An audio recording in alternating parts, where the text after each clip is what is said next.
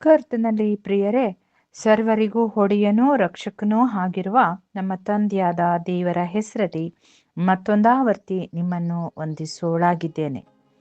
ಪ್ರಿಯರೇ, ಕರ್ತನು ಈ ಹೊಸ ವರ್ಷದ 2ನೇ ತಿಂಗಳಿಗೆ ನಮ್ಮನ್ನು ಅತ್ಯದ್ಭುತವಾಗಿ ನಡೆಸಿರುವ, ಆತನು ನಮಗೆ ಕೊಟ್ಟಿರುವ ಜೀವಿತರ ಸಂಖ್ಯೆ ಆಶೀರ್ವಾದಗಳಿಗಾಗಿ ನಾವು ಸದಾ ಕಾಲವು ಕೃತಜ್ಞತಾ ಉಳ್ಳವರಾಗಿರುವ ಈ ದಿನದ ಧ್ಯಾನಕ್ಕಾಗಿ ಆರಿಸಿಕೊಂಡ ವೇದ ಭಾಗವು ಮತ್ತಾಯ 5:3. ಮತ್ತಾಯ 5:3. ಆತನು ಆ ಜನರ ಗುಂಪುಗಳನ್ನು ಕಂಡು ಬೆಟ್ಟವನ್ನೇರಿ ಕೂತುಕೊಂಡ ತರುವಾಯ ಆತನ ಶಿಷ್ಯರು ಆತನ ಬಳಿಗೆ ಬಂದರು. ಆತನು ಅವರಿಗೆ ಉಪದೇಶ ಮಾಡಿ ಹೇಳಿದ್ದೇನೆಂದರೆ, ಆತ್ಮದಲ್ಲಿ ಬಡವರಾಗಿರುವವರು ಧನ್ಯರು, ಪರಲೋಕ ರಾಜ್ಯವು ಅವರದು. ಪ್ರಿಯರೇ, ನಾವು ಇದನ್ನು ಸಂಪೂರ್ಣವಾಗಿ 5ನೇ ಅಧ್ಯಾಯ 16ರವರೆಗೂ ನಾವು ಅಭ್ಯಾಸಿಸುವುದಾದರೆ ಧನ್ಯರು ಧನ್ಯರು ಧನ್ಯರು ಎಂಬುದಾಗಿ 9 ಸಾರಿ ನಾವು ನೋಡುವವರಾಗಿದ್ದೇವೆ. ಪ್ರಿಯರೇ, ಹೌದು ಕ್ರಿಸ್ತನಲ್ಲಿ ಪ್ರಿಯರೇ, ಸತ್ಯವೇದದಲ್ಲೆಲ್ಲ ದೇವರ ಧನ್ಯತೆಗಳು ಸಮರಾತ್ರಿಯ ನಕ್ಷತ್ರಗಳಂತೆ ಪ್ರಕಾಶಿಸುತ್ತವೆ. ಸತ್ಯವೇದವು ಆಶೀರ್ವಾದ ಮತ್ತು ಧನ್ಯತೆಗಳಿಂದ ತುಂಬಿರುವಂತಹ ಪುಸ್ತಕವಾಗಿದೆ. ಪ್ರಿಯರೇ, ದೇವರ ಕೃಪಾವರಗಳು ಅದರಲ್ಲೆಲ್ಲ ಹರಿದು ಬರುತ್ತಾ ಇವೆ. ಸೂರ್ಯನು ಪ್ರಕಾಶವನ್ನ ಬಿಸಿಲನ್ನು ಹೇಗೆ ಬೀರುವನೋ, ಕ್ರಿಸ್ತನು ಹಾಗೆ ತಾನು ಹೋಗುವಲ್ಲೆಲ್ಲ ಆಶೀರ್ವಾದವನ್ನ ಕೊಡುತ್ತಾ ಇರುವುದನ್ನ ನಾವು ನೋಡ್ತೇವೆ. ಆತನು ಲೋಕದಲ್ಲಿ ಇದ್ದಾಗ ಕೊರತೆ ಇದ್ದಲ್ಲೆಲ್ಲ ತನ್ನ ಕೈಗಳನ್ನು ಚಾಚಿ ಆಶೀರ್ವದಿಸುತ್ತಿದ್ದನು.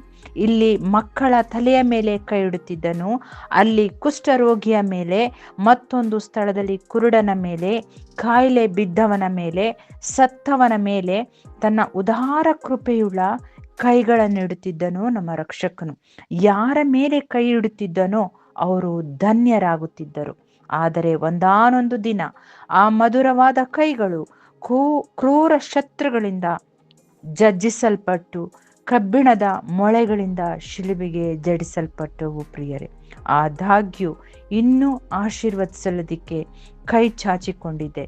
ಹಾಗಾದರೆ ನಮ್ಮ ಪಾಪಗಳ ನಿವಾರಣೆಗಾಗಿ ತನ್ನ ಕೈಗಳನ್ನು ಚಾಚಿ ಮರಣದ ಕಂಬವನ್ನು ಏರಿದರು.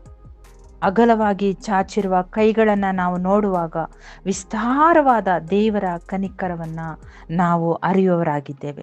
ಚಾಚಿಕೊಂಡಿರುವ ದೇವರ ಕೈಗಳು ಶರಣಾಗಿ ಬರುವ ಎಲ್ಲರನ್ನ ಸೇರಿಸಿಕೊಳ್ಳುತ್ತೆ. ಪ್ರಿಯರೇ, ಭಯಂಕರವಾದ ಪಾಪಿಗಳಿಗಾದರೂ ಅಲ್ಲಿ ಆಹ್ವಾನವಿದೆ. ಈ ಲೋಕದಲ್ಲಿ ಕ್ರಿಸ್ತನನ್ನ ಕಡೇ ಸಾರಿ ನೋಡುವ ವೇಳೆಯಲ್ಲಿ ಆತನು ತನ್ನ 2 ಕೈಗಳನ್ನು ಚಾಚಿಕೊಂಡು ಆಶೀರ್ವದಿಸುವ ಹಾಗೆ ಎತ್ತಲ್ಪಟ್ಟು ಪರಲೋಕಕ್ಕೆ ಏರಿದ್ದನ್ನು ನಾವು ನೋಡುವವರಾಗಿದ್ದೇವೆ. ಆತನು ಇನ್ನೂ ಪರಲೋಕದಿಂದ ಕೈಗಳನ್ನು ಚಾಚಿ ನಮ್ಮನ್ನು ಆಶೀರ್ವದಿಸುತ್ತಿದ್ದಾನೆ. ಪ್ರಿಯರೇ, ಹಾಗಿದ್ದ ಮೇಲೆ ನಮ್ಮ ಒಂದು ಕಾರ್ಯ ಏನಾಗಿದೆ? ದೀಪವನ್ನು ಇಲ್ಲಿ ನಾವು 5 ಅಧ್ಯಾಯದಲ್ಲಿ ನೋಡ್ತೇವೆ. 15ನೇ ವಚನ, ನೀವು ಲೋಕಕ್ಕೆ ಬೆಳಕಾಗಿದ್ದೀರಿ. ಗುಡ್ಡದ ಮೇಲೆ ಕಟ್ಟಿರುವ ಊರು ಮರೆಯಾಗಿರಲಾರದು, ಮತ್ತು ದೀಪವನ್ನು ಹತ್ತಿಸಿ ಕೊಳಗದೊಳಗೆ ಇಡುವುದಿಲ್ಲ, ದೀಪಸ್ತಂಭದ ಮೇಲೆ ಇಡುತ್ತಾರಷ್ಟೇ, ಆಗ ಅದು ಮನೆಯಲ್ಲಿರುವವರಿಗೆಲ್ಲ ಬೆಳಕು ಕೊಡುವುದು. ಅದರಂತೆ ನಿಮ್ಮ ಬೆಳಕು ಜನರ ಮುಂದೆ ಪ್ರಕಾಶಿಸಲಿ.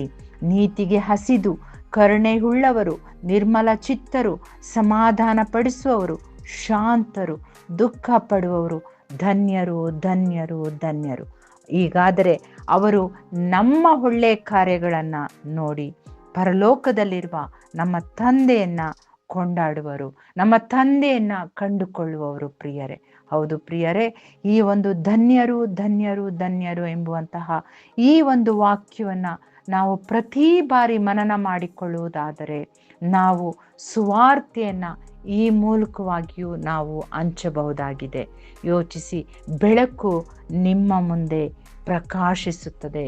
ಬೆಳಕು ಜನರ ಮುಂದೆ ಪ್ರಕಾಶಿಸುತ್ತೆ. ನಮ್ಮಲ್ಲಿರುವ ಬೆಳಕು ಜನರು ಸಹ ಕಂಡುಕೊಳ್ತಾರೆ. ಆಗ ಸ್ವಾಮಿಗೆ ಮಹಿಮೆ ಉಂಟಾಗುತ್ತದೆ, ಸ್ವಾಮಿಯನ್ನ ಕೊಂಡಾಡುವಂಥದ್ದಾಗುತ್ತದೆ.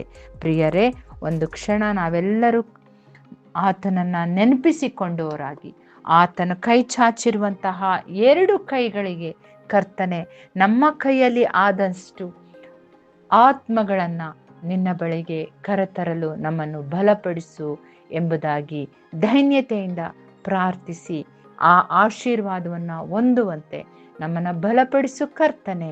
ನಿನ್ನ ಒಂದು ಕೃಪೆಯುಳ್ಳ ಹಸ್ತವು ನಮ್ಮೊಂದಿಗೆ ಸದಾ ಕಾಲವು ಇರುವಂಥದ್ದಾಗಿದೆ.